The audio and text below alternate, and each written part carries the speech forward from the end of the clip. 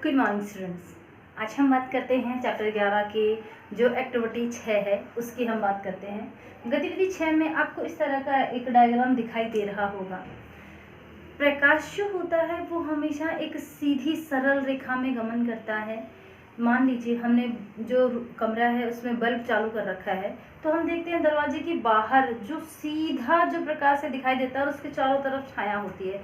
प्रकाश हमेशा एक सीधी रेखा में गमन करता है। अगर प्रकाश के मार्ग में कोई अवरोध आता है, रुकावट आती है, तो या तो वो परावर्तित हो जाएगा या इससे अवशोषित हो जाएगा। लेकिन प्रकाश जो है मुड़कर, जैसे मान लीजिए यहाँ पे ये वस्तु रखी हुई है और प्रकाश यहाँ से सीधा आके ऐसे मुड़ के गति नहीं करेगा। प्रकाश की जो किरणें होती हैं वो एक सरल सीधी रेखा में गति करती है। यहाँ पे एक्टिविटी 6 है, उसमें इस तरह से एक कीपाकार इस तरह के जो फोल्ड करके हम पेपर कप बनाएंगे और हम देखेंगे सामने की मोमबत्ती रख के उसको सीधा, जो ये एकदम स्ट्रेट है, इसको देखने की कोशिश करेंगे। मोमबत्ती हमें साफ दिखाई देती है। अब इसी की बजाय इसको हम थोड़ा सा मोड़ देंगे। मोड़ने के बाद क्या होगा, प्रकाश उसमें से सीधा, अब यहाँ से तो प्रकाश सीधा गुजर रहा है, ये हमें दिखाई दे रही है। लेकिन जैसे ही उसको हम थोड़ा मोड़ देते हैं तो मोमबत्ती दिखाई नहीं देती, क्योंकि प्रकाश जो है, प्रकाश की किरणें जो है सीधी सरल रेखा में गति करती हैं। इसके बाद हम बात करते हैं दर्पण और परावर्तन की। जैसा कि हमने जो पीछे हमारी क्लास हुई थी उसमें भी हमने पढ़ा था, दर्पण जो होता है वो एक ट्रांसपेरेंट जो कांच होता है वही होता है जिसके आर पार देख सकते हैं, और इसके पीछे क्या किया होता है, पॉलिश कर दी जाती है। तो पॉलिश करने से जो जो सिंपल ट्रांसपेरेंट जो कांच होता है वो क्या करता है, प्रकाश की किरणों को जो इस पे गिरते हैं उन्हें टकराकर वापस भेज देता है। तो दर्पण जो होता है वो एक शीशा ही होता है जिसके पीछे पॉलिश की हुई होती है चमकीली, और दर्पण जो है वो परावर्तन करता है। अगर आप चाहें तो घर पे जो है गतिविधि 7 आप करके देख सकते हैं। यहाँ पे एकदम से अंधेरा जो कमरा है, रूम की जो लाइट है उसको बंद कर देनी है और आपको एक टॉर्च लेनी है। टॉर्च लेने के बाद ड्रेसिंग का जो मिरर है, या वो नहीं है तो कोई छोटा कांच आप ले सकते हो, और टॉर्च चालू करके, मान लीजिए यहाँ पे आपको दिख रहा होगा, यहाँ पे आप किसी भी पोजीशन पे यहाँ पे खड़े हो सकते हैं, यहाँ खड़े हो सकते हैं, यहाँ खड़े हो सकते हैं। लेकिन आप जो टॉर्च आपने ले रखी है उसकी जो लाइट है वो आपको इस कांच के ऊपर डालनी है।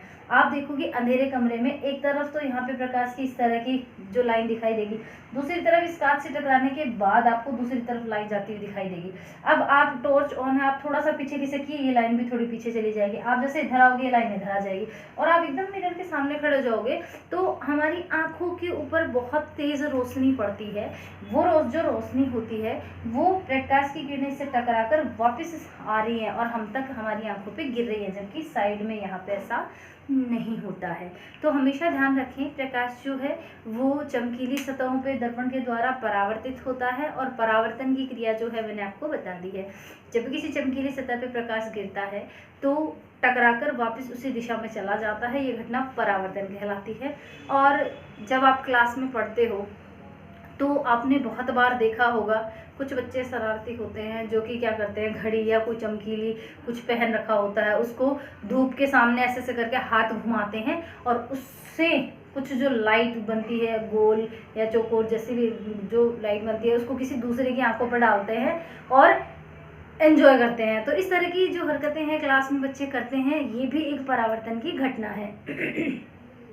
घड़ी या फिर अन्य कोई चमकीली चीज़ें होती है, जब उस पर प्रकाश गिरता है तो वो टकराकर दूसरी तरफ उसके जो प्रतिबिंब है वो जो दिखाई देता है, यानी उसका जो प्रकाश है टकराकर दूसरी तरफ दिखाई देगा।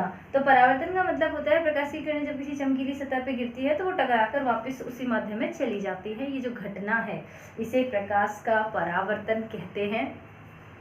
इसके बाद हम बात करते हैं, अगर हम परावर्तन को देखें तो यहाँ पे ये जो घटना है गतिविधि 7 है, ये परावर्तन को ही दर्शा रही है। यहाँ पे प्रकाश जो है, टॉर्च का जो प्रकाश है वो इस जब कांच पे गिरता है तो यहाँ से टकराकर ये दूसरी दिशा में इधर चला जाता है। तो आप इस तरह से परावर्तन की घटना देख सकते हैं। इसी के साथ अगर आपको दूसरा जैसे देखना है, जैसे अब जो कंघी है, बाल बनाते हैं, आपने यहाँ पे सीधी कंघी रख ली, ये आपकी कॉम है और ये इसके ऊपर ये लाइनें बनी हुई हैं। जब आप यहाँ से टॉर्च की जो रोशनी, अंधेरा कमरा करके आप यहाँ से इस पर रोशनी डालिए और इसके सामने आप यहाँ पे कोई भी जो है हार्ड कवर या फिर कोई जैसे मोटा गत्ता जो है वो इसके सामने रख सकते हैं। आप देखोगे यहाँ से जैसे प्रकाश जाता है तो आपको यहाँ पे इनकी छाया दिखाई देगी और यहाँ से टकराकर ये छाया वापस इस तरह से आती दिखाई देगी। तो यहाँ पे जो परावर्तन की क्रिया है वो दिखाई दे रही है, ये भी परावर्तन की ही क्रिया है, जहाँ पे प्रकाश क्या है, किसी चमकीली चीज़ यहाँ से टकराकर और इधर जा रहा है। तो अगर आप चाहें तो घर पे ये एक्टिविटी करके देख सकते हैं। इसके लिए आपको खाली एक टॉर्च की ज़रूरत है और एक मिरर की ज़रूरत है। घर में जो ड्रेसिंग होती है आप उसके साथ भी एक एक्टिविटी कर सकते हैं। जब हम ड्रेसिंग के सामने खड़े, जैसे कि मान लो मैं इसके कैमरे के सामने खड़ी हूँ, तो जब हम कांच के सामने, दर्पण के सामने खड़े होते हैं और टॉर्च उस पर डालते हैं तो हमारी आंखों पे रोशनी गिरती है। और अगर हम मिरर के ना डाल के किसी दीवार के ऊपर अगर वो रोशनी डालें तो हमारी आंखों पे रोशनी नहीं गिरेगी अंधेरे कमरे में।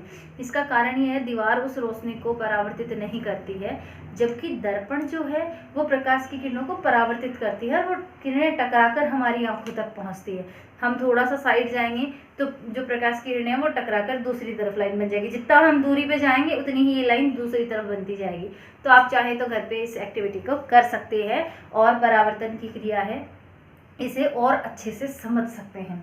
आज के लिए जो आपका क्वेश्चन है वो क्वेश्चन नंबर फर्स्ट आपका है, परावर्तन की क्रिया को एक गतिविधि के द्वारा समझाइए। तो आप इसमें जो गतिविधि 7 है ये आपको करनी है और परावर्तन की परिभाषा लिखनी है। अगर आप इसकी परिभाषा लिखना चाहते हैं तो सिंपल सी 1 या 2 लाइन में इसकी डेफिनेशन आप लिख सकते हैं।